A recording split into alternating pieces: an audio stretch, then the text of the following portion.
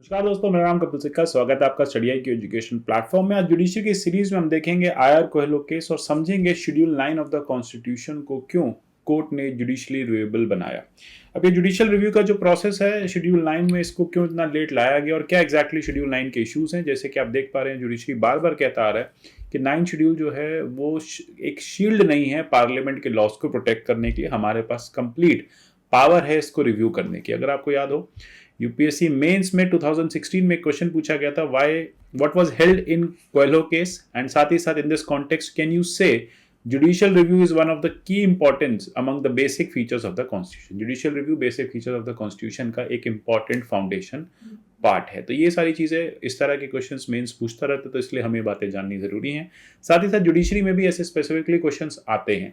अगर आप state judiciary exam की प्रिपरेशन कर रहे हैं तो इसके कोर्सेज हमारे पास अवेलेबल हैं। कोर्सेज प्रीलिम्स और मेंस दोनों को ध्यान में रखते हुए डिजाइन किए गए। नीचे डिस्क्रिप्शन में दिए बॉक्स के थ्रू, लिंक के थ्रू आप इनको परचेज कर सकते हैं। साथ ही साथ स्टडी आईक्यू पर विभिन्न माध्यमों से हमसे जुड़ सकते हैं। मेरे जितने भी वीडियोस आते हैं सबके पीडीएफ मेरे टेलीग्राम चैनल @कपिल लाइव से आप डाउनलोड कर सकते हैं। आप मुझे @कपिल सिक्का ट्विटर हैंडल पे भी फॉलो कर सकते हैं।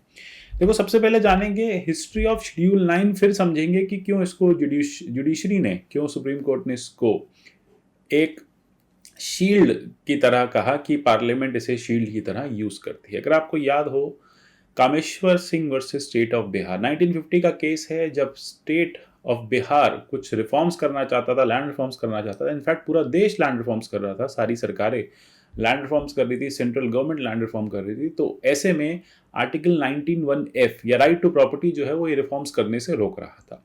अब जब यहाँ पे बिहार में बिहार गवर्नमेंट ने एक लॉ पास किया जिसमें कहा कि जितने भी जमींदार हैं उन सबकी लैंड जो है एक्वायर कर लेंगे और उसकी रीडिस्ट्रीब्यूशन करेंगे। तो ऐसे में हाई कोर्ट में एक पिटीशन फाइल की गई अंडर आर्टिकल 226 और ये कहा गया कि हमारा फंडामेंटल राइट है राइट टू प्रॉपर्टी, पहली बात। दूसरी बात है, अगर आपको एक्विजिशन करना है लैंड का तो आप सिर्फ जमींदारों की लैंड का मत करिए, सबकी लैंड का करिए।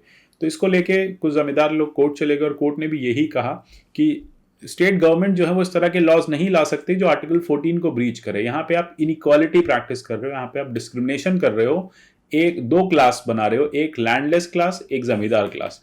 अगर आपको लैंड एक्विजिशन करनी है तो फिर आप सबकी लैंड एक्वायर करो, रीडिस्ट्रीब्यूट करो, सिर्फ जमींदार की मत करो। और इसके चलते काफ़ी इश्यूज हुए और स्टेट गवर्नमेंट के जो लॉज हैं, पार्लियामेंट के जो लॉज हैं लैंड रिफॉर्म्स के, वो इम्प्लीमेंट नहीं हो पा रहे थे। इसके चलते पार्लियामेंट को फर्स्ट अमेंडमेंट एक्ट लाना पड़ा और आर्टिकल 31B ऐड करना पड़ा 1951 में।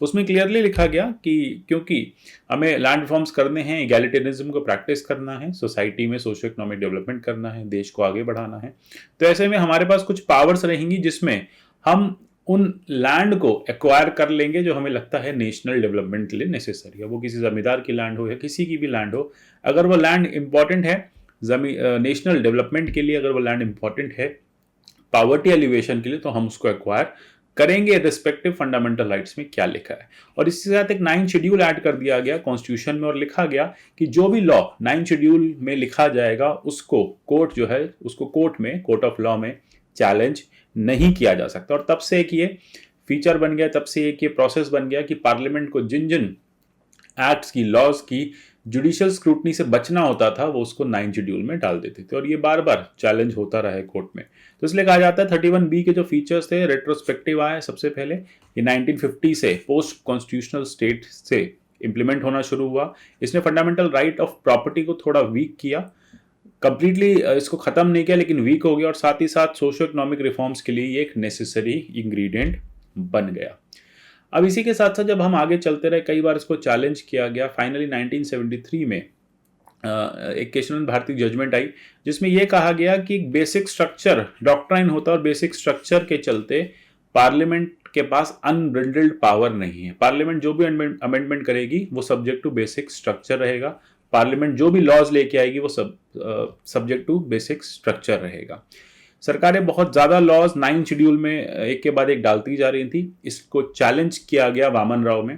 वामन राव जजमेंट में 2 क्वेश्चंस रेस किए गए। पहला कि क्या बेसिक स्ट्रक्चर जो डॉक्ट्राइन है वो कब से इंप्लीमेंट होगा, और दूसरी बात कि क्या सरकार 9 शेड्यूल में जुडिशियल रिव्यू के प्रोसेस से बच सकती है।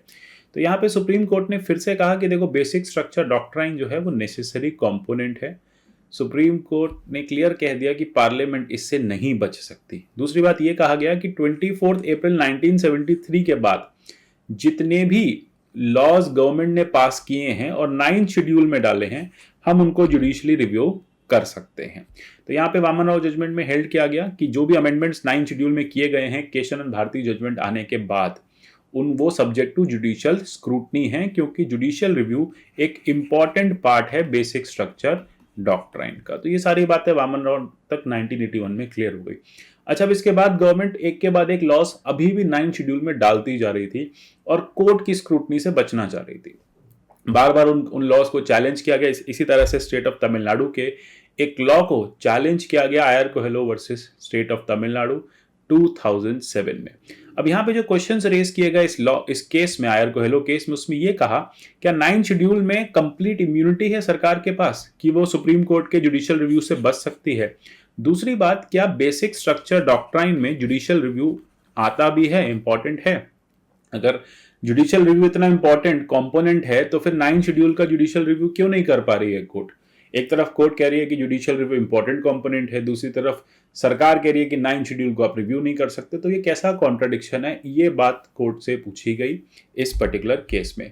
आयर कोहेलो केस 2007 में आया और कहा जाता लैंडमार्क जजमेंट था 9th शेड्यूल के लिए। अब लैंडमार्क इसमें क्या था?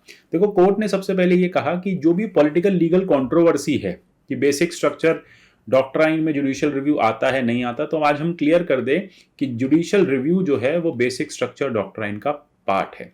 पार्लियामेंट के पास अमेंडिंग पावर है, पार्लियामेंट अमेंडमेंट करे, 9th शेड्यूल में जो लॉ डालना है डाले, लेकिन हम 9th शेड्यूल को टाइम टू टाइम रिव्यू करते रहेंगे। ये हमारी ड्यूटी है थ्रू जुडिशियल रिव्यू। हम बेसिक स्ट्रक्चर डॉक्ट्राइन को अपहेल्ड करते हैं, ये एक इंपॉर्टेंट कंपोनेंट है, लेकिन साथ ही साथ हम ये भी बताते हैं कि जुडिशियल रिव्यू भी बेसिक स्ट्रक्चर डॉक्ट्राइन का एक इंपॉर्टेंट पार्ट है।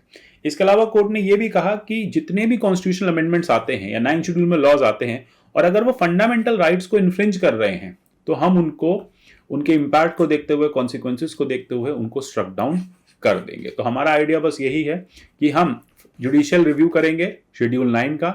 शेड्यूल 9 पे जो ब्लैंकेट बैन है जुडिशियल रिव्यू का, ब्लैंकेट बैन मतलब कि पार्लियामेंट ने बैन लगाया हुआ है कि शेड्यूल 9 में पड़े लॉज को जुडिशरी रिव्यू नहीं कर सकती, ये गलत है, ये अनकॉन्स्टिट्यूशनल है।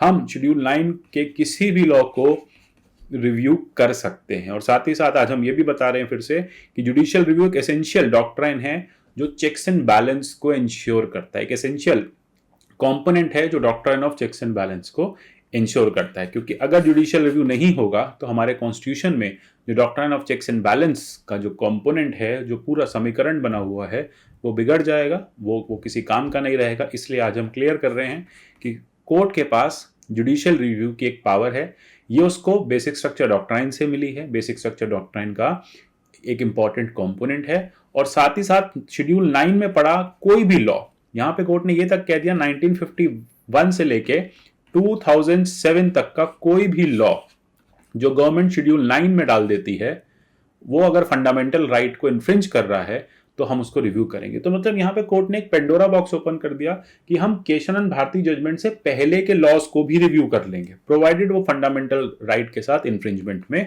हो। तो बस आइडिया बस यही है कि लेटर से गवर्नमेंट ने 1952 में कोई लॉ डाला, आज आप उसको सुप्रीम कोर्ट जाके चैलेंज करते हो और ये कहते हो कि ये मेरे फंडामेंटल राइट को इन्फ्रिंज कर रहा है और गवर्नमेंट ने इसको शेड्यूल 9 में डाला हुआ है, तो कोर्ट उसका जुडिशियल रिव्यू ओपन कर देगी। इसलिए कहा जाता है कि केशवानंद भारती के बाद आयर कोहेलो एक इंपॉर्टेंट लैंडमार्क जजमेंट है जिसने शेड्यूल 9 पे लगे ब्लैंकेट बैन को हटाया और यहाँ पे एक डेमोक्रेटिकली एक कंपोनेंट स्टैब्लिश किया जिसमें लॉज को डेमोक्रेटिकली पास किया जाएगा।